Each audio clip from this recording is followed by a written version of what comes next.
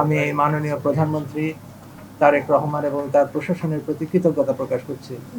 আমি গতকালকে 11 এপ্রিল রাজধানীর শ্যামলীতে আমাদের এই সিকিউরিটি হাসপাতাল অবস্থিত, ইউরোলজি হাসপাতালের রাজনৈতিক পরিচয় দিয়ে জনৈক ব্যক্তি, উনি নাম মঈনুদ্দিন, চাঁদাবাজি এবং গতকালের কিছু অনাকাঙ্ক্ষিত ঘটনার প্রেক্ষিতে দ্রুত প্রশাসনিক ও রাজনৈতিক পদক্ষেপ গ্রহণ করায় সংশ্লিষ্ট সকলের প্রতি আমি কৃতজ্ঞতা প্রকাশ করছি হাসপাতালের পক্ষ থেকে।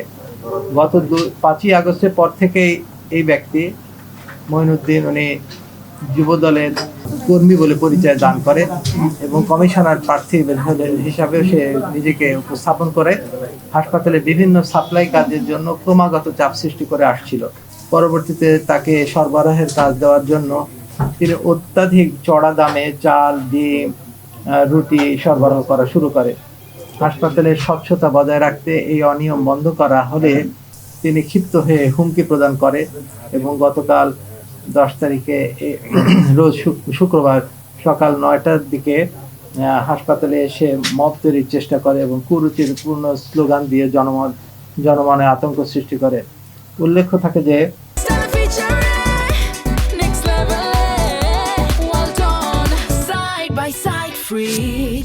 গত 29/3/2026 তারিখেও উনি এই হাসপাতালে এসে এক কর্মচারীকে হুমকি প্রদান ও উত্তেজনাপূর্ণ পরিবেশ তৈরি করে। এর প্রেক্ষিতে আমি 30 তারিখে শেরেবাংলা নগর থানায় জিডি করা হলে, যার নাম্বার 2266। এখানে উল্লেখ্য যে সিকেডি হাসপাতাল গত প্রায় 17 বছরে 2000-এর অধিক কিডনি ট্রান্সপ্লান্ট আমরা সম্পন্ন করেছি। এছাড়া এখানে চিকিৎসাধীন রোগী ও স্টাফদের জন্য প্রতিদিন 3 বেলা বিনা পয়সায় খাবারের ব্যবস্থা করা আছে। অন্যান্য মানবিক ব্যবস্থাও চালু আছে।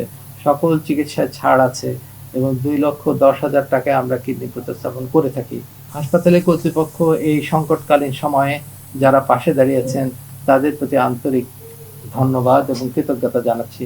মাননীয় প্রধানমন্ত্রী তারেক রহমান এই বিষয়ে অত্যন্ত দ্রুত এবং কঠোর ব্যবস্থা গ্রহণে দিক নির্দেশনা প্রদান করেছেন এবং আমরা মাননীয় প্রধানমন্ত্রী তারেক রহমানের প্রতি গভীর কৃতজ্ঞতা প্রকাশ করছি।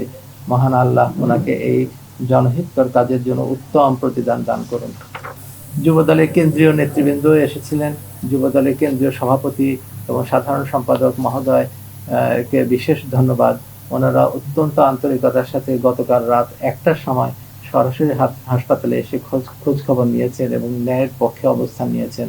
স্থানীয় বিএনপি ও রাজনৈতিক নেতৃবৃন্দ নিয়মিত খোঁজ নিয়েছেন এবং সার্বিকভাবে অভিযুক্ত ব্যক্তির বিরুদ্ধে সর্বোচ্চ ব্যবস্থা নেওয়ার সুপারিশ করেছেন। তাদেরকে আন্তরিক ধন্যবাদ। প্রশাসন এবং আইন শৃঙ্খলা বাহিনী দ্রুত পদক্ষেপ গ্রহণের জন্য স্থানীয় অ্যাডমিন, পুলিশ প্রশাসন সহ সকল রাষ্ট্রীয় সংস্থার প্রতি আমরা কৃতজ্ঞ। গণমাধ্যম এবং সাধারণ মানুষ, সকল প্রিন্ট এবং ইলেকট্রনিক মিডিয়ার সাংবাদিকবৃন্দ এবং সেই সকল সচেতন মানুষ যারা সামাজিক যোগাযোগ মাধ্যমে এই সংবাদ দ্রুত ছড়িয়ে দিয়ে অন্যায়ের বিরুদ্ধে জনমত তৈরি করেছেন, আপনাদের সকলকে জানাই অশেষ ধন্যবাদ। সিকেডি হাসপাতাল কর্তৃপক্ষ বিশ্বাস করে সকলের এই সম্মিলিত প্রচেষ্টায় একটি নিরাপদ এবং চাঁদাবাজ মুক্ত স্বাস্থ্যসেবার পরিবেশ বজায় থাকবে।